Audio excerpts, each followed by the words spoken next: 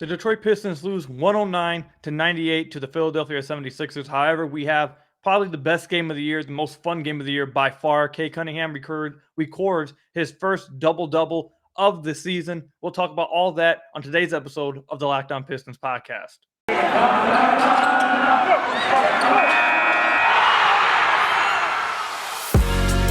You are Locked On Pistons, your daily Detroit Pistons podcast. Part of the Locked On Podcast Network, your team every day. What's the deal? Welcome back to another episode of the Locked On Pistons podcast. I'm your host, per usual, Kuka Hill. You can find me over on Twitter at Kuka Hill. You can find the channel over on YouTube now at Locked On Pistons. Make sure you go over there, support the podcast. And also, I want to thank you guys for making Locked On Pistons your first listen of every single day. We are free and available on all your podcast platforms. And also, today episode is brought to you by McDonald's, proudly serving community since 1965. McDonald's has always been more than just a place to get tasty, affordable food. It's an unofficial community center. A big thank you to our friends over at McDonald's for always being there. I'm loving it. And on today's episode of the Locked On Pistons podcast, we are going to recap last night's, if you're listening to this on the podcast, and tonight's loss, if you're watching this on YouTube, to the Philadelphia 76ers. So I think this was by far, I think almost everyone will agree that this was by far the most fun game of the season for the Detroit Pistons. They played the Philadelphia 76ers really close all the way to the end. Obviously, they ended up losing this game. But you'll take this loss. You'll take this kind of loss, especially with the way Cade Cunningham looked tonight. He struggled shooting the ball still, but he recorded his first double-double. You could just tell the offense and the entire team just looked so much better with him on the floor. Him and Cade, or him and Killian on the floor. They were both a team high +7 and +6. But Cade Cunningham, he shot 4 of 17 from the field. He shot 1 of 7 from deep. A lot of these were still very good looks. Looks he's going to eventually start hitting down or getting down once he knocks the rust off, recovers from this ankle injury more and more. I'm told you guys on the last podcast, give it like 2 weeks. Come back in 2 weeks and you tell me who the rookie of the year is. It's going to be Cade Cunningham at that point. He's going to be looking really good. But he had 18 points, 10 rebounds, 4 assists, a steal. He did have 3 turnovers, but he's a rookie. No big deal. I think the thing that everyone's going to love the most about seeing from him, though, is the fact that he got to the free throw line 10 times. He was really good at attacking the rim. He shook his defender many times and got all the way to the rim. He was drawing fouls, drawing contact. There was one play in particular that I really liked to see from him. And it was one when he was coming off the screen. He was coming off a dribble handoff with Isaiah Stewart, and he felt the guy on his back. And, savvy veterans and savvy players in the league now, as soon as they feel that contact on their back, you go straight up with the shot. Because usually the defender is going to run into you because he's coming off that dribble handoff trying to contest you. And Cade, that's not something you usually see from rookies. That just shows you how high his IQ is and how comfortable he is on the floor. He rolls up immediately and draw fouls on those. Those are plays that stars kind of make. You don't see many players, many role players, many rookies in general making that kind of play. And he made that play, and that's something I really like to see from him. But overall, his free throw, getting to the free throw line, and his ability to draw contact, I really liked it. Actually, I think something that fans really should be happy about from this game with Cade Cunningham is, coming into the season and coming into the draft, I feel like the one thing that you heard about Cade is that, he's not some elite athlete. He's going to struggle getting around the rim. You're going to struggle finishing around the rim or something like that. Like, that was the main concern amongst Pistons fans or NBA fans, draft fans, etc. Even though there was quite a few draft guys that saying that, he's not Jalen Green athlete, but he's a pretty damn good athlete himself. He shouldn't really struggle that much from it. But that was a concern amongst fans. And in tonight's game, or last night's game, if you listen to this on the podcast, there was multiple times he got to the rim and was able to finish. There was multiple times he shook his defender and absorbed contact and got to the rim. Multiple times he drew free throws around the rim. And really I feel like through his last 2 games he's played, he's only played 3 games with the first one, minutes restriction, so I don't really count that one. So through his last 2 games, I would say his strength so far right now, obviously he's missing outside shots, but I think everybody on earth expects him to start hitting these shots. He's not going to continue missing like this. He's getting his good looks. He's creating for himself. He's going to start hitting these soon once the rust comes off. So the other part was his finishing on the rim and getting to the rim. And I actually think that's been the best part of his offensive game so far through the first 2 games he's been here. So if the one part of his game that people thought maybe could be a weakness is where he's actually doing really well at early on, and the strength of his game is where he's knocking some rust off because of the ankle injury, then that should say really good things about Cade Cunningham. And that should have every Pistons fan just really excited. But yeah, if you watch this game again, I just want to say, if you watch this game, you know exactly what I'm talking about with Cade. He when he was on the floor, the team just functioned way better.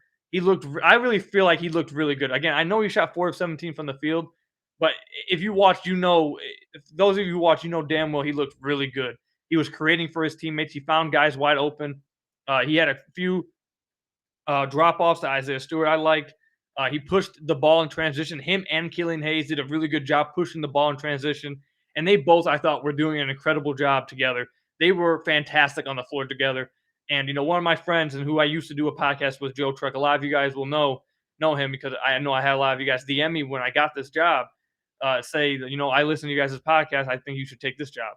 So I know a few of you guys know him, but my friend Joe Truck, who I used to do the podcast with, he tweeted this out, and 100% it was the case right off the bat. And this is why, even before we saw games with them, I really liked this backcourt. I never thought they would have a big issue fitting together. But you saw early on and throughout the entire game that the Pistons were at their best when these two were on the court. The fact that you have two big guys, two big playmakers who are able to create and play make for others as your guards, you saw what it did for the team on both ends of the floor. They were able to double team Joel Embiid, who, by the way, I thought really struggled tonight. Joel Embiid finished the game at 19 points, but he shot 6 of 15 from the floor. The Pistons were doubling him every time he touched the ball in the post with Killian or Cade. And it's not like you're just doubling with, they tried doubling with Frank Jackson later on in the game, and you saw a foul was drawn by Joel Embiid. He found someone open because Frank Jackson just isn't that big. He's not strong enough. He's not really that big. And the double doesn't really affect Joel Embiid with Frank Jackson. But if you throw a double at him with Killian Hayes, who was really frustrating the hell out of Joel Embiid on these doubles, and you also throw Cade, who has a 7-foot wingspan, 6'6", 6'7", you have those kind of versatility at the guard spots. It jumps off the table. It jumps off the screen on defense. And the Pistons didn't even do that great of a job outside of the doubles and rotations on defense. I thought they did a really good job at that. But outside of that, I think they lacked some concentration on some catch and shoot attempts. Turnovers really dug them in. But my point is, having both those guys, your guards, not only helps your offense, the fact that the offense looked really good early on in the first two quarters. They were literally just taking turns. Killian's turn, Cade's turn, just creating for guys. It was definitely more Cade, and the offense was functioning more. But Killian hit 2 threes tonight, both from catch and shooting. He's looking really good in that area. He's looking good. He was attacking the rim. He had 2 runners, I think he hit. And they both looked really good together. Having 2 big guys at the guard positions who are able to play that kind of way defensively, who are able to see over defenses on offense and create for guys, that's a luxury that not every team has in the NBA, and something the Pistons in 2 to 3 years are going to be able to really make teams pay with. And that's why I've been such a fan of this backcourt since they drafted it. And you saw the glimpses of it tonight. I didn't like that we didn't see more of it. Killian only played 28 minutes, but he did have that thumb injury, I believe, to his left hand that had him questionable to return late in the fourth quarter. He did return, though. But still, I would have liked to see Killian and Cade play even more together or stagger them even more. The Pistons were by far the best when one of them were on the floor. Again, they were a team high +6 and +7. That tells the story. Single game plus minus is noisy sometimes, but that right there completely matches the eye test. They both were really good tonight against a quality team, and that's what you want to see, especially out of Cade, but especially out of Killian Hayes, who I've said multiple times you want to see him get better and better each game. And we're at game 8 now, and you're starting to see him stack more and more good performances on top of each other. And it's looking really good. So yeah, Cade, I thought looked really good tonight. It was a lot of fun watching him, and I can't wait I'm going to be at the game tomorrow or today, whenever you're listening to this, against the Brooklyn Nets. I'm going to be at this game with my fiance, so it's going to be a lot of fun. I can't wait to see Cade in person in the new jerseys. But yeah, I really liked Cade tonight. He looked fantastic. I hope fans really enjoyed what they saw from him. But let me know what you guys thought about Cade's game tonight, what you guys thought of the Pistons backcourt tonight against the Philadelphia 76ers in the comments down below, or in the reviews if you listen to this on Apple Podcasts, or you can go hit me up over on Twitter at Kukahil. But when we come back, we're going to talk a little bit more about the offense that looked much improved tonight. They did not break 100 points. They only scored 98 points. But I thought the offense looked way better tonight. We'll talk about that. And then we'll also talk about some of the play of Cade Cunningham's teammates. And we'll talk about Jeremy Grant, who had a good game in the first half, and some issues that we've talked about before started rising up again in the second half, specifically the fourth quarter. We'll talk about that when we come back. But first, let me tell you about some of our sponsors. First up, let me tell you about McDonald's. McDonald's is more than just a place where you can get tasty, affordable food. They've been proudly serving communities since 1965, and it's a place where friends, family can come to reconnect. A place where classmates can come meet up for a study group, knowing they'll have dependable Wi Fi and endless supplies of French fries and McFlurries. I absolutely love McFlurries. I just had one the other day. They're amazing. Win or lose, it's a place where teammates, competitors, the home team, or the away team can come to recharge. It's the place you always look forward to stopping at on a long road trip to rest your legs and refuel. I've told you guys this story multiple times already. Me and my fiance, we went on a trip to Chicago a few weeks ago, and before we could get started on our trip, we had to stop at McDonald's and start off with that McDonald's breakfast, the sausage, egg, and cheese McMuffin. Listen, I know the breakfast ends at 10:30, but I promise you guys, I'm not lying. It's worth it. Wake up early, go get that breakfast. I'm telling you, it will set your day up right. So go ahead to your local McDonald's to refuel and reconnect. Ba-da-ba-ba-ba. I'm loving it. And then let me tell you about another one of our sponsors, Calm. Do you want to know what makes LeBron James King James? Sleep. That's right.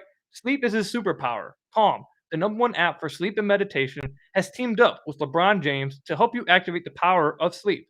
LeBron and Calm know that your mind is like any other muscle in your body, but you don't have to be a world champion to know how to train it. Calm can help you train your brain so you sleep better, reduce your stress, and perform at your best, just like King James. For LeBron, sleep is a critical part of his mental fitness routine. As he says, quote, getting good sleep and finding time to rest is one of the most valuable things I can do for my body and mind. From the sound of rain falling on leaves to bedtime, sleep stories, Calm puts me to sleep within minutes, which means I wake up ready for any challenge, unquote.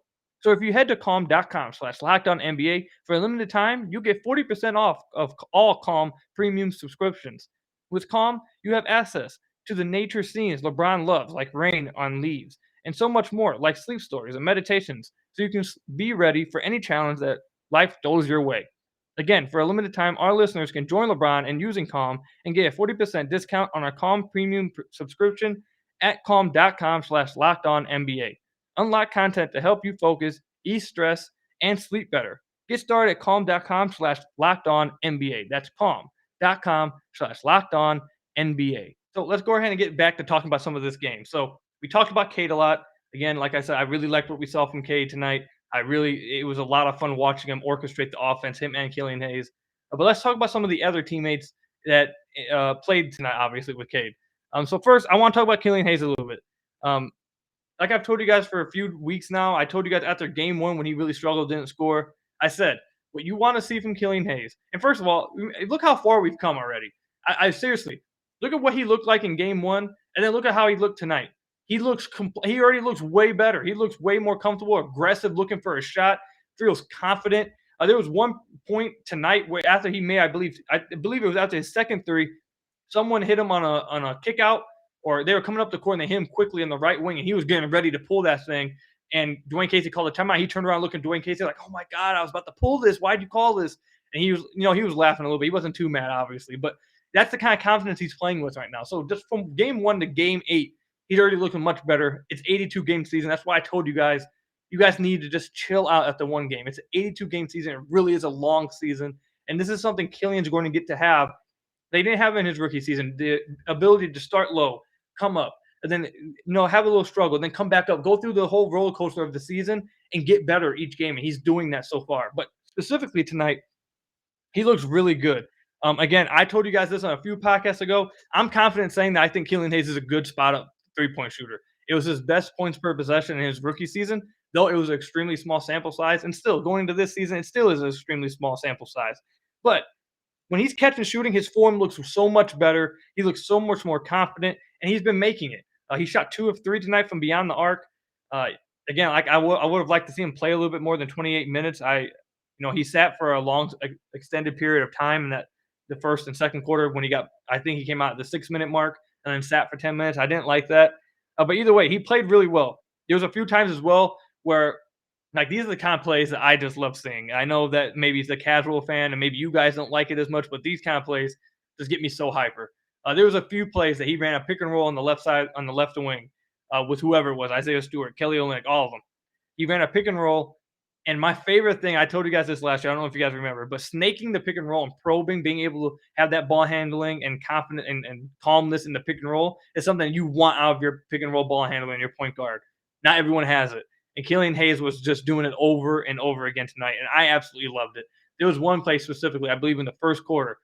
Cade came down, did his thing. Killian came down, did his thing. Cade came down, did his thing. It was just looking really good. Like first 4 possessions, Pistons just rolling. And then Killian-Hayes comes down, gets the pick and roll, probes into the paint, gets I believe it was Seth Curry on his back, snakes the pick and roll, gets into the paint, converges both defenders, and they had someone in the corner on the weak side or the strong side. I'm sorry, they had someone in the corner on the strong side, and Saddiq Bey.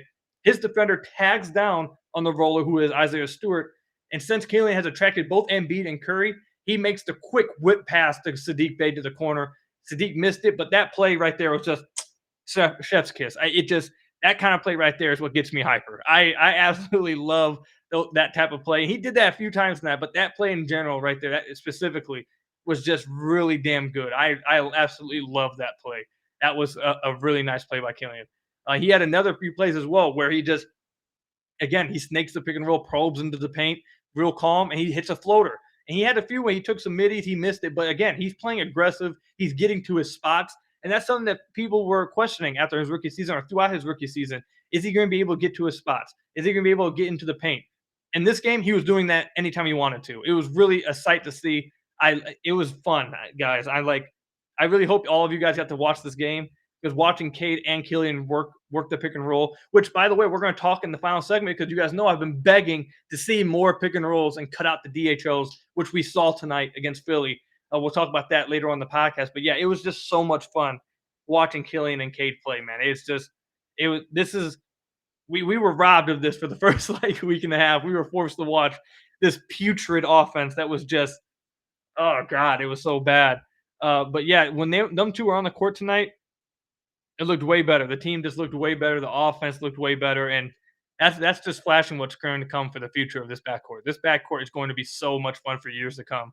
And those guys are going to be really good. I'm telling you guys now, it's going to be really fun. It's going to be really good to see these guys develop and play in the next 2 to 3 years. It's going to be fun. But when we come back, we're going to talk about everything else we saw in the game, especially Jeremy Grant and his play down the stretch. We'll hit on that. Isaiah Stewart was possibly the play of the night across the NBA, crossing Joel Embiid up at the top of the key and hitting a double clutch dunk under the rim. What was this coming from? Where did he start doing this? But we'll talk about that in the final segment, along with other things that happened in tonight's game. But first, let me tell you about some of our sponsors, or one of our sponsors, and it's your favorite sponsor of all time, Built Bar. I love Thanksgiving. All of the good food and treats, and there's plenty of them, trust me. But maybe you want a yummy dessert but isn't so full of calories and sugar. It's the perfect time for Built Bars. Built Bar is the new holiday dessert that everyone's going to love. Feast on something delicious and feel good about it. One slice of pie has upwards of 300 calories, and that's on the low end. Most Built Bars are only around 130 calories, only 4 grams of sugar, with plenty of protein. Replace the coconut cream pie with coconut Built Bar, or go to the raspberry Built Bar instead of the raspberry pie. Lots of good flavors to replace any pie. Or I just simply would suggest the peanut butter flavor Built Bar. That's my favorite one. I know that's not really going with the Thanksgiving theme, but if you just want a good Built Bar, go ahead and get that peanut butter one. It's my favorite. But all of the bars are low in calorie, low carbs, low fat, and high in protein. And they're covered in 100% real chocolate that are soft and easy on the teeth to chew. Built is a great option for when you're hungry. If Thanksgiving isn't coming soon enough, go for a Built Bar or two right now. Share some at your family gatherings. It will make things less awkward, I promise. Maybe Aunt Betty hasn't tried a Built Bar yet, and it's just what she needs to make her day a whole lot better. New surprises all month as well. Limited time flavors arriving at Built.com regularly. So go check the site often. And trust me, there is nothing else like a Built Bar Black Friday. Mark your calendars. Black Friday will be a huge event with all sorts of surprises. I know you guys will begin waiting out those malls, waiting outside the stores, waiting to go shopping for all your friends and family. But make sure you go ahead and get them a Built Bar. I promise you it might be their best present this year at Christmas. So go to Built.com and use promo code LOCKED15 and you'll get 15% off your order. Use promo code LOCKED15 for 15% off at Built.com. Built Bar, the best tasting protein bar ever. But let's go ahead and dive right back into this game. Again, I've said this multiple times already. And actually, let me tell you guys one more time. Thank you for making Locked On Pistons your first listen of every single day. We appreciate it. I love it. Thank you guys so much. We are free and available on all your podcast platforms. And also go check out the channel over on YouTube, Locked On Pistons. We are trying to get to 1,000 subscribers as soon as possible. If you guys are listening to the podcast right now still, please go over to the YouTube channel at Locked On Pistons. You don't even have to watch it on YouTube. Just go support the podcast, hit the subscribe button, and help get us to 1,000 subscribers. We are moving pretty fast. We're one of the fastest growing channels on YouTube thus far in the Locked On Network. We're already close to 400, and we've only been on there for like 3 weeks. Let's go ahead and keep it going. Be the best fan base of the Locked On Network, and let's get to 1,000 subscribers faster than all the other channels did. Let's get it going. I really appreciate it. Go support us over there. I really appreciate it again. But let's go ahead and dive into some other things that happened in tonight's game or last night's game against the Philadelphia 76ers. Jeremy Grant, he had 27. Actually, you know what? Cut that. I want to go somewhere else actually to start off because Jeremy Grant I feel like I'm going to talk a little bit longer about. I want to go somewhere else real quick. Saddiq Bey. Saddiq Bey is currently shooting on the season 39% from the field, okay? And you guys know I've been giving him nonstop credit for how he's developed his game. However, as the season has gone on, and I told you guys this after the first few games, we want to see how it goes as the season progresses. He's looked, I don't want to say worse because he still is showing a little bit more, calmness, and he's definitely looked a lot better playmaking wise. That right there is a legit improvement. He's making better decisions with the ball in his hands. He's looking for guys. He's hitting the easy pass. That right there has been a legit improvement every single game. I'm not going to take that away from him. However, it's going to be an interesting thing for everyone to continue to watch. And I told you guys that, it was a few games of him playing really well, creating off the dribble and playing, finishing around the rim, etc. But the last few games, it's really coming back down to earth. It doesn't mean that he should stop. It doesn't mean we should just take the ball out of his hands completely. It doesn't mean he should give up trying to do all of that. That's not what I'm saying. But it's definitely something to watch because in the last, I would say 4 games or so, he's really struggled doing so. He's shooting 39% of the season, like I said right now. It's probably going to go down to around 37% because he shot 33% tonight, 3 of 9 from the field. He's still struggling to find his outside shot. It's really perplexed, really. Saddiq is a really good outside shooter, and he's just not showing that this season at all. Am I worried about him being able to turn that around? No.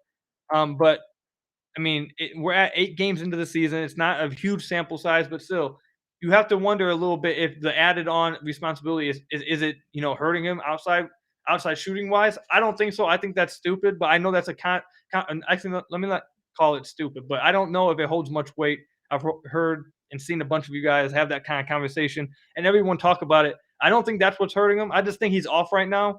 And especially the last game, I think Dwayne Casey actually called him out and said, if you're pump faking, Dwayne Casey, that is, said after one of the media sessions, said, if you are passing up an open 3-point shot, you better hope you make the pump, the dribble pull up you're taking after. Whatever you're doing afterwards, you better make what you do next. And that was really what Saddiq Bey was doing in the game before this one against the Philadelphia 76ers.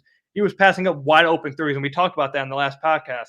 And now tonight, he was 1 of 5 from deep still. He's struggling a little bit. It's going to be something that you guys need to continue to watch. Again, I'm not saying it's not going to come back up. He's not going to improve. I think he's going to improve from outside. He's not going to continue to shoot like this from beyond the arc. But everything else, you need to start watching it because it's going to change throughout the season. Is he going to have, like I said with Killian, the bumpy road? Is he going to, he's in the middle of a downslope right now. Is he going to be able to pick himself back up and get back up towards the top? We'll see if that happens, but it's definitely something to watch for because he's right now, the last few games, he's really struggling to impact the game, I feel like. And he's still getting a lot of minutes, too. It's not like Dwayne Casey's not believing him. He played 37 minutes tonight. So he's going to continue to get his chances no matter how he's playing, obviously. So he just, it's going to be something to continue to watch. See if he's able to bounce back, get his shot going. But yeah, it's definitely perplexed how bad he's shooting from beyond the arc. But yeah, let's go ahead and dive into Jeremy Grant. That's who I wanted to talk about really. But I had to talk about that Saddiq thing to start off. Actually, real quick before we talk about Jeremy Grant, I'm sorry. Frank Jackson had a really good game tonight. The Pistons desperately needed him to get out of his slump. They need his shooting. He shot 3 of 6 from the floor tonight, 2 of 4 from deep. He looked better tonight than he did all season. In the first half, they looked really good. In the second half, I feel like the Pistons offense stalled out a little bit more again into ISO-heavy basketball, dribble handoffs. I don't know why they do this. They go away from what's working all the time. In the second half, we definitely got less Killian and Cade pick and rolls, and I just don't get why. But yeah, it had to shout out Frank Jackson. We had a really good game tonight, I thought, and Trey Lyles, who played absolutely horrific. He played awful. But yeah, let's go ahead and talk about Jeremy. So Jeremy had 27 points.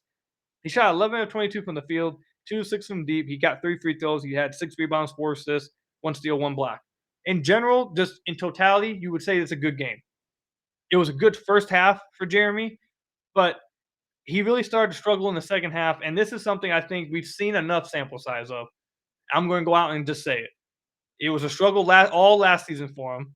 And it not only has it been a struggle for him this season, it just doesn't make much sense for him to continue to try to do this. And why the Pistons should ask him to do this now, it doesn't make sense to do it because you have two guys you would rather have the ball in their hands.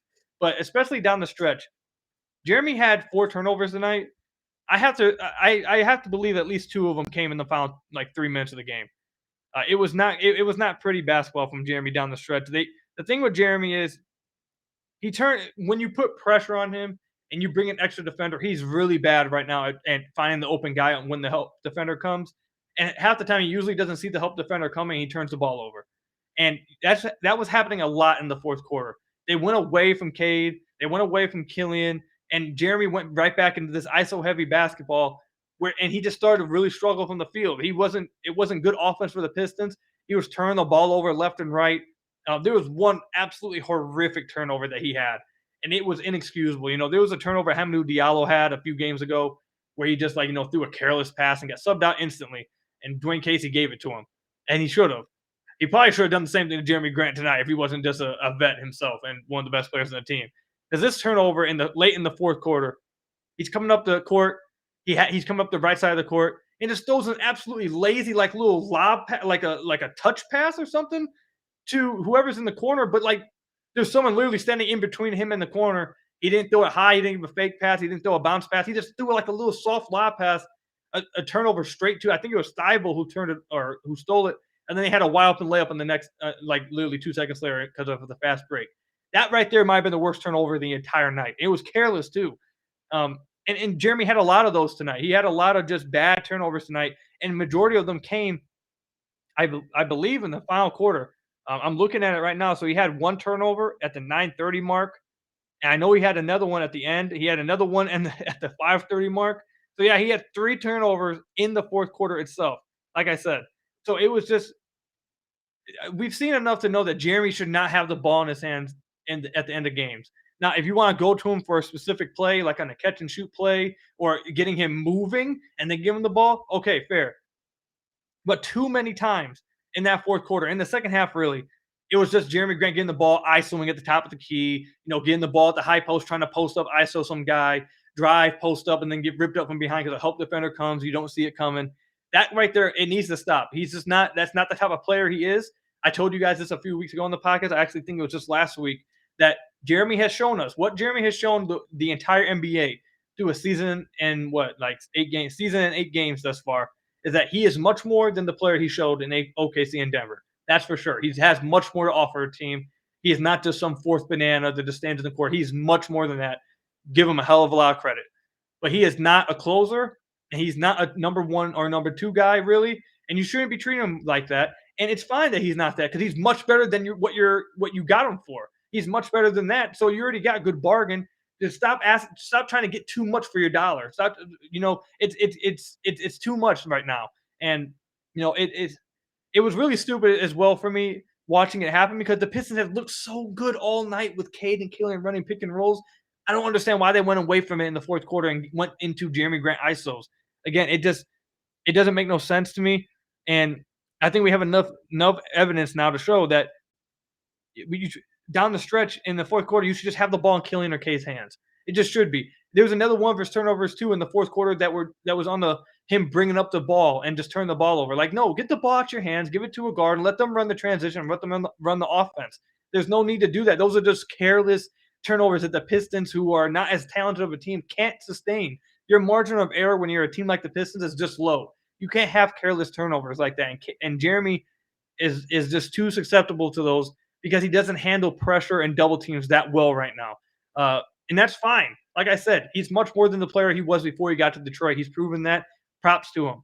But he still has his weaknesses, and the Pistons really shouldn't be trying to milk everything out of him as possible because it's just not working. He doesn't have that part of his game. You have 2 guys that you should be going to instead that the offense looks much better around. So I think we're probably going to see it continue to happen throughout the season.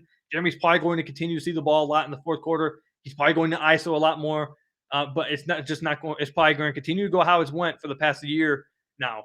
He's not going to look that good doing it. He's going to turn the ball over a lot, and unless he drastically improves his playmaking, his vision, it's just not going to work very well. So I hope the Pistons slowly start to translate more or transition more into Cade Cunningham, just letting him take over games at the end of games, and Killian Hayes running the show as well. Because they looked absolutely fantastic, I thought, tonight when they were letting those guys run pick and rolls.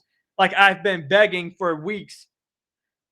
To please see pick and rolls. And tonight they finally went away from a lot of dribble handoffs. There still was some tonight, but it was by far nowhere near their top offense. It was pick and rolls heavy, and it looked good. It looked really good. So hopefully we see more of that as the season continues to go on. I hope we see it a lot tonight against Brooklyn. I'm going to be at the game. It's going to be a lot of fun. But yeah, I think this game easily was by far the most fun we've had all season watching the Pistons, and that's a lot of fun. But yeah, thank you guys for listening to today's podcast. That's all I've got for you guys today. Again, I want to thank you guys for making Locked On Pistons your first listen of every day. We are free and available on all your podcast platforms. Like I told you guys earlier on, please go check us out on YouTube. Just hit the subscribe button. You don't have to watch us on YouTube, but go support the podcast. Show everybody at the Locked On Network that we are the best fan base across the Locked On Network. The Pistons fan base is the most supportive. Help us get to 1,000 subscribers over there. I'd really appreciate it. And until the next episode, make sure you go check out Locked On Fantasy Basketball with Josh Lloyd. He's doing a great job over there giving you tips and insight into fantasy basketball. If you're into it, make sure you go check out his podcast. He's doing a great job over there. And yeah, that's all I've got for you guys today. I appreciate you guys listening. You guys have a great time watching the game tonight. I hope you guys had fun watching the game last night. But yeah, have even more fun tonight. I hope to see some of you guys there. If you're there, hit me up on Twitter. I'll try to see if I can come meet up with you guys. But yeah, until then, I'll see you guys later on Monday where we talk about everything that happened in the game against Brooklyn Nets. The Pistons will not play again after this game until Wednesday. So we're going to have a lot to talk about over the weekend maybe. So I'll see you guys then. Peace out, everybody. Go Pistons and have a great day.